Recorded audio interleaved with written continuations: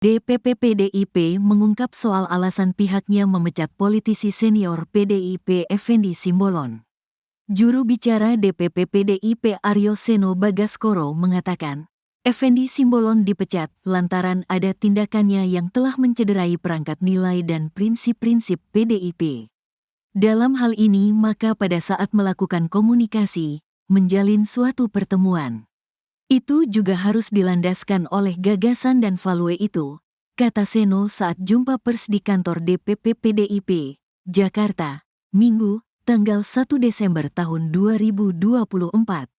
Maka dalam case Pak Effendi Simbolon ini tidak pernah sekalipun partai tidak tegas dalam mengambil sikap apabila berkaitan dengan prinsip-prinsip, sambung Seno. Adapun tindakan yang telah dilakukan Effendi Simbolon hingga akhirnya didepak dari PDIP, lanjut Seno, yakni karena yang bersangkutan pernah bertemu dan melakukan komunikasi dengan Presiden ke-7 Joko Widodo, Jokowi. Kata dia, perilaku Effendi Simbolon itu merupakan persoalan yang berbeda dibandingkan berkomunikasi dengan pihak lain. Nah, Pak Effendi Simbolon ini bertemu dan berkomunikasi dengan Pak Jokowi. Ini beda persoalan kalau dengan yang lain-lain, tokoh politik yang lain. Tapi ini bertemu dengan Pak Jokowi, kata Seno.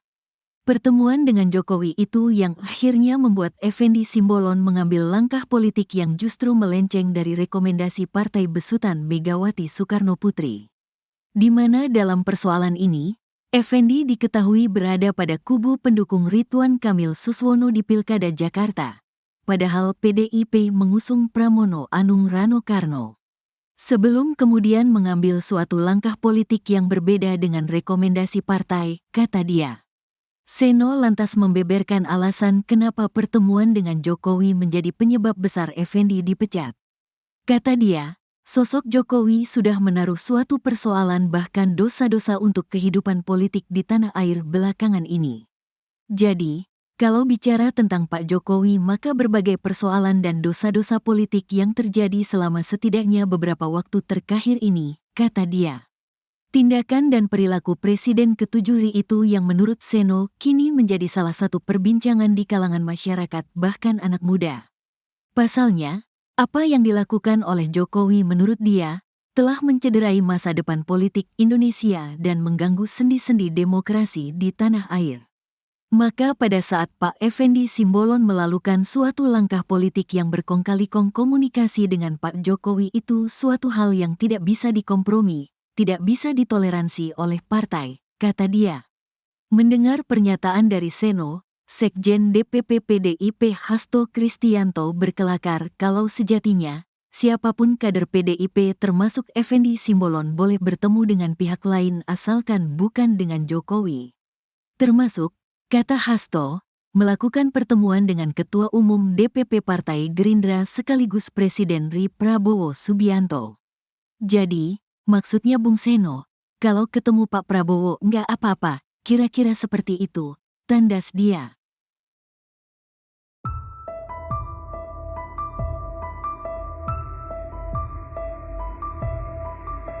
Presiden ke-7 RI Joko Widodo atau Jokowi mempromosikan atau endorse pasangan calon gubernur dan wakil gubernur di Pilkada Jawa Tengah dan Jakarta. Di Pilkada Jateng, dukungan Jokowi tampaknya berhasil. Sementara di Pilkada Jakarta 2024, tampaknya endorse Jokowi kurang mempan. Menurut peneliti Litbang Kompas, Yohan Wahyu pada Rabu 27 November 2024, dukungan Jokowi dan Prabowo di menit-menit akhir kampanye Pilkada Jateng mampu memengaruhi keadaan. Seperti diketahui, pasangan calon gubernur dan wakil gubernur nomor urut 2, Ahmad Lutfi dan Taj Yassin, unggul dalam quick count atau hitung cepat sejumlah lembaga survei. Mereka unggul dari total suara quick count pasangan nomor urut 1, Andika Perkasa dan Hendrar Prihadi atau Hendi. Hal itu diduga dipengaruhi oleh faktor Jokowi yang bahkan sempat mendampingi Ahmad Lutfi berkampanye di Klaten, Jawa Tengah. Namun berbeda dengan Pilkada Jakarta 2024, tampaknya endorse Jokowi kurang mempan di Jakarta. Pasalnya, paslon gubernur dan Wakil Gubernur Jakarta, Ridwan Kamil Suswono yang diusung Kim Plus dan di-endorse Jokowi kalah menurut hasil hitung sementara quick count sejumlah lembaga survei. Sementara paslon Pramono Anung dan Rano Karno yang diusung PDIP sejauh ini unggul atas RK Suswono menurut Quick Count. Download Tribun X sekarang, menghadirkan lokal menjadi Indonesia.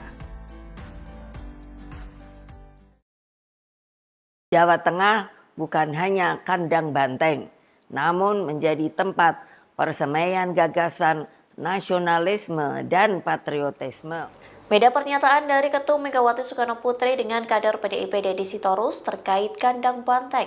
Pasalnya Megawati mengklaim kandang banteng masih berada di Jawa Tengah meski Andika Perkasa Hendrar Prihadi kalah di Pilkada 2024. Namun Deddy Sitorus menyebut kandang banteng sudah berpindah ke Jakarta. Pernyataan Megawati disampaikan dalam pidatonya yang diunggah di channel YouTube PDIP pada Rabu 27 November. Megawati menyebut Jawa Tengah masih menjadi kandang banteng. Tak sekedar itu, Ketum PDIP ini juga menyebut Jawa Tengah masih menjadi tempat persemaian gagasan nasionalisme dan patriotisme. Sementara Deddy Sitorus berkelakar bahwa Jawa Tengah tak lagi bisa disebut sebagai kandang banteng. Deddy Sitorus meminta wartawan menyebut Jawa Tengah sebagai kandang bansos dan partai coklat. Ia juga melontarkan sarkasme dengan menyebut kandang banteng sudah pindah ke Jakarta. Pasalnya Pramono Anung Rano Karno unggul dan meyakini menang satu putaran.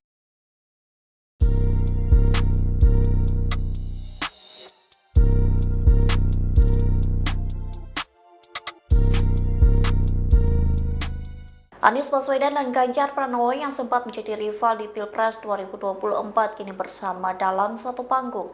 Dalam kebersamaan itu, mereka memberikan pesan kepada Presiden Prabowo Subianto dan pemerintahannya. Dikutip dari tribunnews.com, Anies dan Ganjar menjadi pemateri dalam diskusi panel dengan tema menegakkan hukum dan keadilan.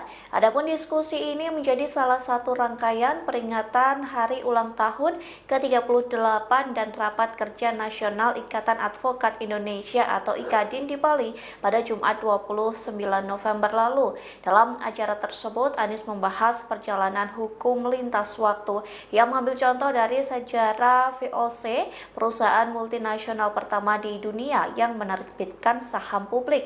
Anies menyampaikan VOC menjadi contoh dari pihak yang tumbuh kuat karena pemerintahan dan hukum. Namun VOC juga tumbang karena menginstitusionalkan korupsi. Sementara Ganjar menyoroti bahaya korupsi, kolusi, dan nepotisme. Ia pun menyampaikan harapan untuk pemerintahan yang dipimpin Prabowo. Mantan Gubernur Jawa Tengah ini memberikan kesempatan terhadap pemerintahan yang baru. Ganjar pun akan melihat pekerjaan dan penggenapan janji dari Prabowo. Meski begitu, ia menyebut masih terlalu dini untuk mengevaluasi kinerja dari pemerintah.